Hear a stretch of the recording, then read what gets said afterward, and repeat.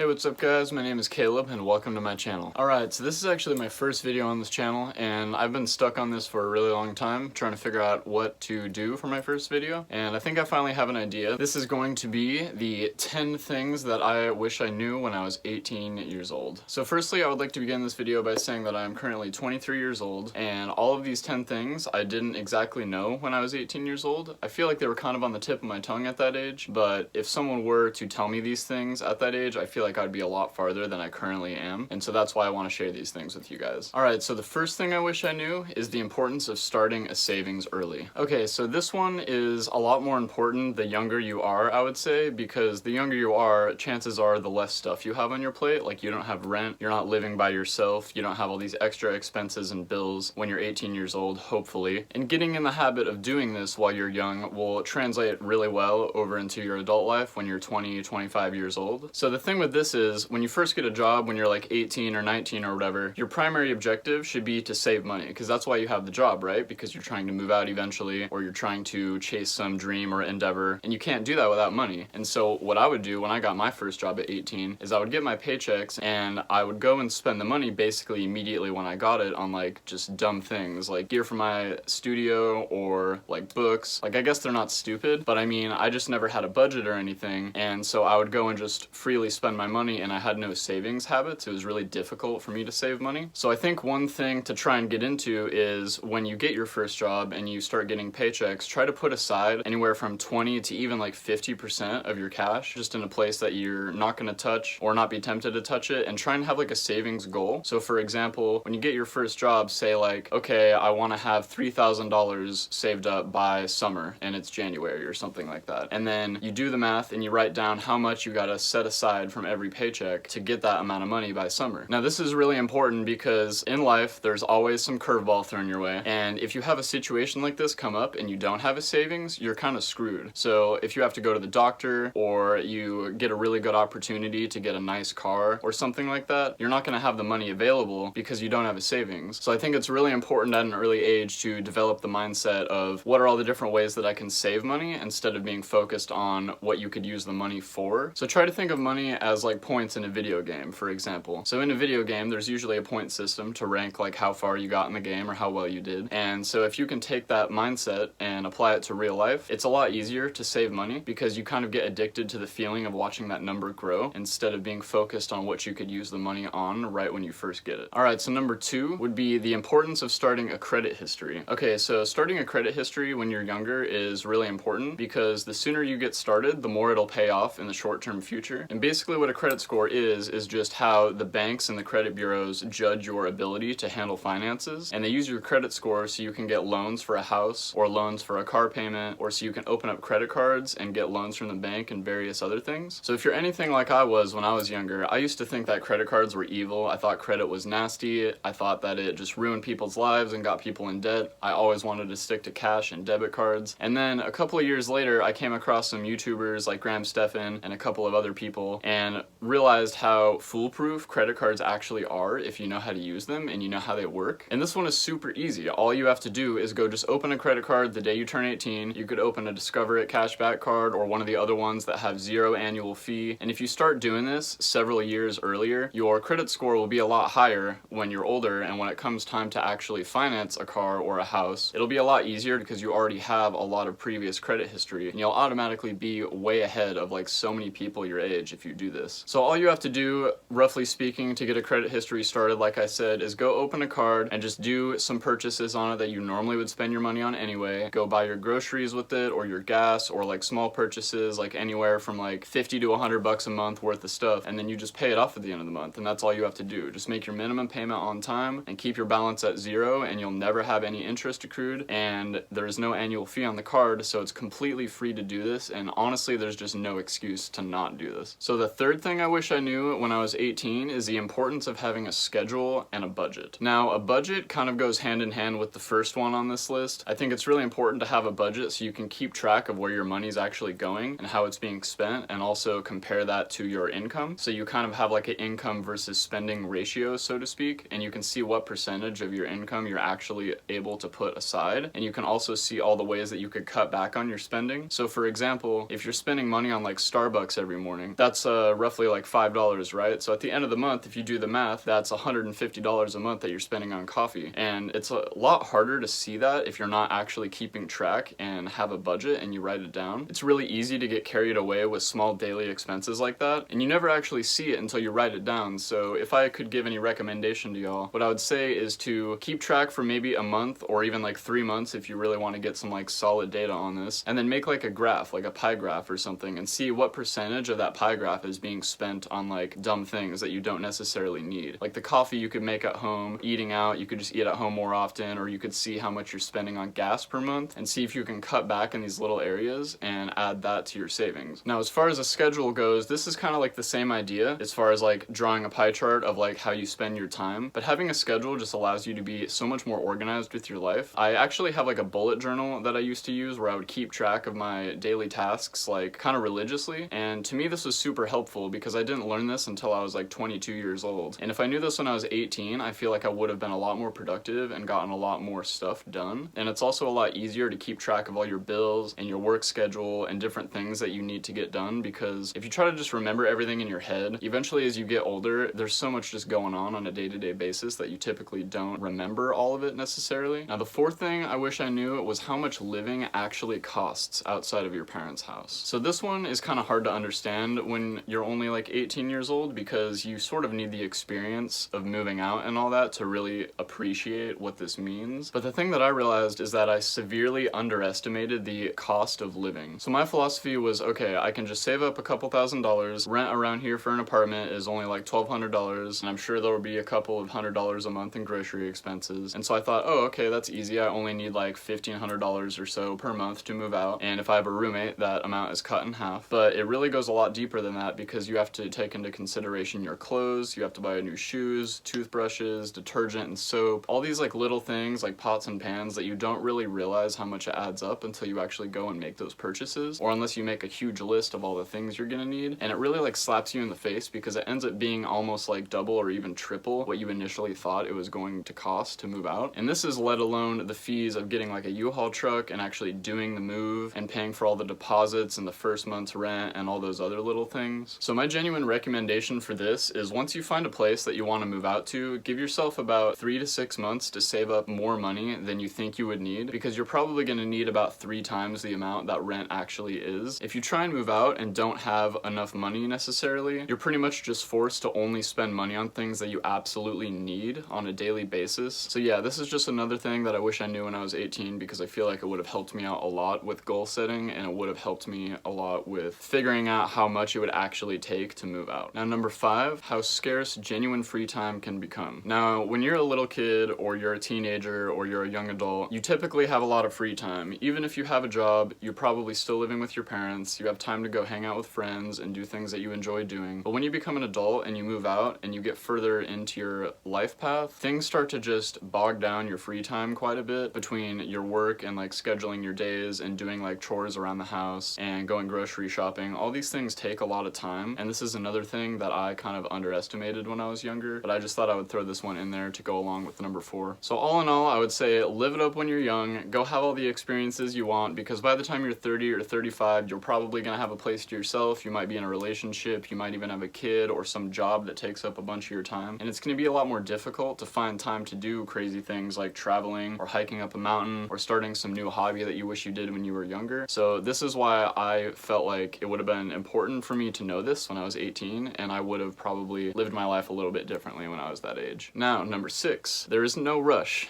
in starting a career path. Now, I know a lot of you watching might be coming from families that are a little more traditional, where they tell you to go to school, go to college, get a job, use that job to pay off your student loans, and then work your way up the salary food chain until you're making, 6 figures a year. But the thing with this is, when you're young, this is where you're learning like the things you even like to do in life, and what your actual passions are, and what your purpose is. And so if you're rushing yourself to find a career path and go to school and try and figure out what you want to do, if you're not ready, it's not going to come to you. you, and you're gonna end up being in a situation that isn't necessarily ideal. And I'm not saying that you're gonna regret it, but I'm just saying that the opportunities will come your way if you're just patient. And you have to really like spend time figuring out yourself and like what you really want out of life before you can go and do these things. And I promise you, I know that some people's parents pressure you heavily to get a job right out of college or to get into college right out of high school and stuff like that. But like if you genuinely feel like you're not ready, then I feel like you shouldn't go down that path. You could take a year off, you could take 2 years off, go have some experiences, figure out what you even like. If you go to college right out of high school and you're not really for sure what you want to do yet, you're missing out on all these years where you could be spending that extra time developing yourself as a person and figuring out what you actually want to do. That way, when you do choose to go to college or get a certain job, you can be a lot more efficient at it and you know exactly what you want to get. When I was younger, I always felt pressured to figure out what I wanted to do really early on because it seemed like everyone around me was going to college, everyone around me was doing like the typical job thing, and all I wanted to do was make music or make YouTube videos or do something online. I wanted to harness my like creative artistic side a bit and figure out a way to monetize that. And even though that takes a little longer, I feel like it kind of pays off more in the end because I'm happy with what I'm doing and I feel fulfilled as a person and I feel like I'm providing value to people. So yeah, when you're younger, just take some extra time to really hone in your skills and figure out what you actually want. Alright, so number 7, how retirement works. So this one kind of ties in with number 1 on starting an early savings. When I was 18, I wish I knew how retirement worked because I probably would have started saving for that way earlier on. And funny enough, I didn't actually learn really much about this until I was about 22 years old. I had no idea how a 401k worked. I had no idea how a Roth IRA worked. I knew like how compound interest worked, but I had no idea how those like retirement things worked and like the whole taxing system and stuff like that. But bottom line, I feel like it's really important and it's super easy to do. And all you have to do is put aside a certain amount of money every week or every month on a very consistent basis, just no matter what, as like a baseline level thing. So if you don't do anything else in this video, like at least put some money aside towards that. Put it in a savings account or put it in some type of retirement account, because at the very least, this is like the least risky thing that you could possibly do with your money as like an investor. So roughly speaking, the two most popular forms of this are the 401k and the Roth IRA, for example. And the major difference between these are just when the money is taxed. So a 401k, your money goes into the retirement account before it's taxed, and then you're taxed later on it when you are older and actually retire. And a Roth IRA is the other way around. So you put your money in the account after it's taxed, and later on all the interest you gain on that when you're way older is completely tax-free as long as you wait till a certain age to take it out of the account. And then the other thing with a Roth IRA, it kind of functions as a savings account at the same time. So typically with a 401k, you'll get penalized if you withdraw the money early, but with a Roth IRA, it's already taxed. So you can actually take the money back out of it at any time, as long as you don't take out the profit that you make within the account. So if you put $1,000 into a Roth IRA, for example, and the next year you have $1,100, as long as you only take out $1,000 from that account, you're not going to be taxed on any of that money. But then if you take out that full $1,100, you're going to get taxed on that additional $100, and you're also going to get a penalty for taking it out prematurely. Now, a Roth IRA and a 401k are different depending on which bank you use and stuff like that and how you set it up. But essentially what they do is they invest in like index funds and like the stock market, and year after year there's a pretty consistent like 7 or 8% return on this amount of money, and it takes away the factor of timing the markets with the ups and downs and buying low and selling high and stuff, because if you're buying on a consistent basis over the years, it typically outperforms the market anyways. So it's better to just buy and hold until you're older. So there's some